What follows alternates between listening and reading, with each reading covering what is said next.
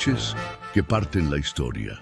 Noches en las que el mundo conocido se detiene y el tiempo parece romperse, como si los dioses mismos bajaran a juzgar a los hombres. En el centro del universo mexica, allí donde los templos tocaban el cielo y el lago reflejaba la eternidad, la ciudad de Tenochtitlan se preparaba para enfrentar el destino. Era el año 1520, pero para los mexicas aquel ciclo era el principio del fin, o la oportunidad de resistir ante el abismo. La ciudad vibraba de vida y misterio. Tenochtitlan, la Venecia de América, flotaba sobre el lago Texcoco como una joya imposible. Calles de agua, jardines colgantes, mercados interminables, palacios de jade y oro. Los mexicas creían que su imperio duraría 1000 años, porque así lo habían dictado los dioses. Pero en el corazón de la ciudad, el temor crecía como una sombra que nadie podía ignorar. Los presagios oscuros se acumulaban, luces extrañas en el cielo, aves deformes, el llanto de la mujer en las noches, la Llorona, que anunciaba desastres. Nadie lo decía en voz alta, pero todos sabían que algo terrible se acercaba. Entonces llegaron ellos, los conquistadores, hombres pálidos, vestidos de hierro, armados con rayos y bestias desconocidas. Al frente, un hombre con el rostro marcado por la ambición y la duda, Hernán Cortés. A su lado, el enigma más profundo de la conquista, la Malinche, traductora, prisionera y símbolo de dos mundos condenados a enfrentarse. Cortés, deslumbrado por la grandeza de Tenochtitlan y la promesa del oro, tejió una red de alianzas y traiciones. Supo ver el odio de los pueblos sometidos por los mexicas y los convirtió en sus aliados.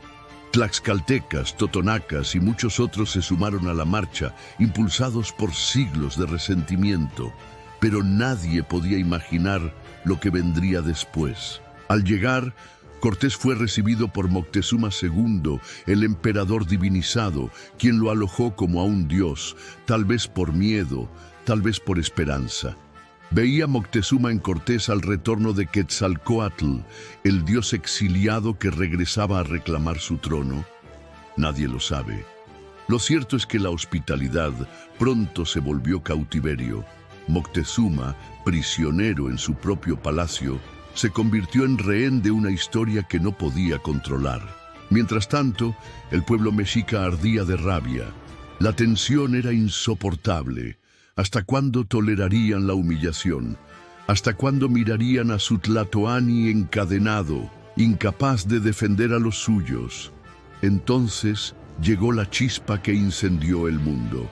En ausencia de Cortés, que había salido a enfrentar una expedición rival, Pedro de Alvarado, consumido por el temor y la ignorancia, ordenó una masacre durante la fiesta sagrada de Toxcatl.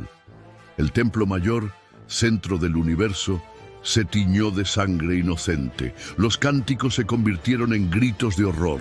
La celebración se volvió exterminio. Esa noche, los dioses lloraron junto a su pueblo. El eco de la masacre despertó al gigante dormido. La ciudad, antes sumisa, se levantó en una rebelión que hizo temblar los cimientos del imperio. Los puentes se cerraron, los mercados se vaciaron, las canoas bloquearon las salidas. Los españoles, junto con sus aliados, quedaron atrapados como presas en una jaula de piedra y agua.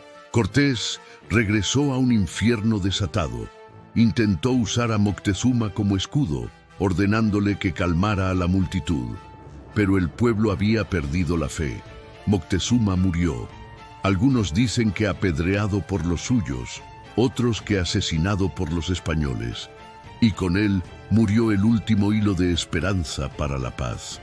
La tensión crecía minuto a minuto. Dentro del palacio, los conquistadores debatían entre resistir o huir. El oro robado, tan codiciado, ahora era una carga mortal. Los mexicas, organizados y furiosos, preparaban el asalto final. La noche caía sobre Tenochtitlan, una noche como ninguna otra. Cortés sabía que no tenía otra opción. Debían escapar. eligió la noche del 30 de junio de 1520 bajo una lluvia torrencial. Creía que la oscuridad los protegería, que los dioses estarían dormidos. Se equivocaba. La huida comenzó en silencio, con los soldados, aliados y cautivos avanzando por el puente de Tacuba. Cada paso era una batalla. Los mexicas, vigilantes, pronto descubrieron el movimiento y lanzaron un ataque feroz. Flechas, lanzas, piedras y gritos llenaron el aire. Los puentes, desmontados por los aztecas, se convirtieron en trampas mortales.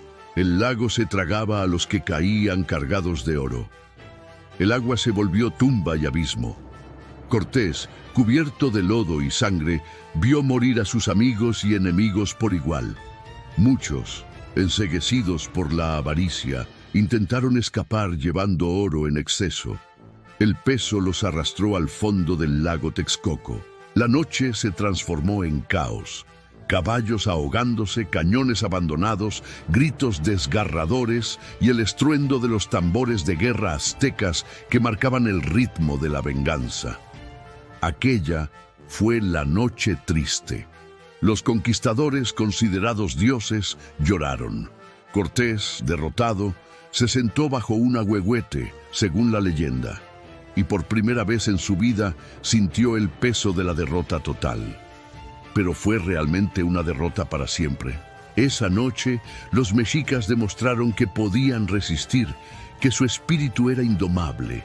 Los dioses estaban con ellos, pero los dioses también exigían sacrificios y el precio fue alto. Miles de vidas perdidas, un imperio herido, pero nunca sometido del todo. Sin embargo, la historia no terminó ahí. Cortés, impulsado por la rabia y la sed de venganza, reorganizó sus fuerzas, reconstruyó alianzas y meses después regresó para asediar Tenochtitlan. La ciudad, devastada por la viruela, la traición de aliados y el desgaste implacable de la guerra, finalmente cayó. Pero el eco de la noche triste nunca desapareció. Se convirtió en símbolo de la resistencia, el dolor y la dignidad de un pueblo que eligió luchar, aunque el destino estuviera en su contra. Hoy, casi 500 años después, los restos de Tenochtitlan yacen bajo las calles de la Ciudad de México, pero el espíritu de la noche triste vive en la memoria. Cada puente, cada piedra y cada lágrima son testigos de una verdad eterna. Ningún conquistador, por poderoso que sea, puede robar la esencia de un pueblo. La noche triste no fue solo un episodio de la conquista. Fue el instante en que el mundo cambió para siempre. Fue la última rebelión de los dioses antiguos, el grito de un imperio negándose a morir. ¿Podrías tú, en esa oscuridad, elegir la libertad sobre la vida? ¿Hasta dónde estarías dispuesto a resistir cuando todo parece perdido? ¿Es la derrota un final o solo el comienzo de una nueva historia? Lo que los españoles recordaron como su mayor humillación, los aztecas lo atesoran como su noche de gloria y dignidad. Porque esa noche, aunque todo parecía perdido, el alma mexica ardió con más fuerza que nunca. Y esa llama, imposible de apagar, sigue iluminando el pasado y quizá el futuro de quienes no se rinden.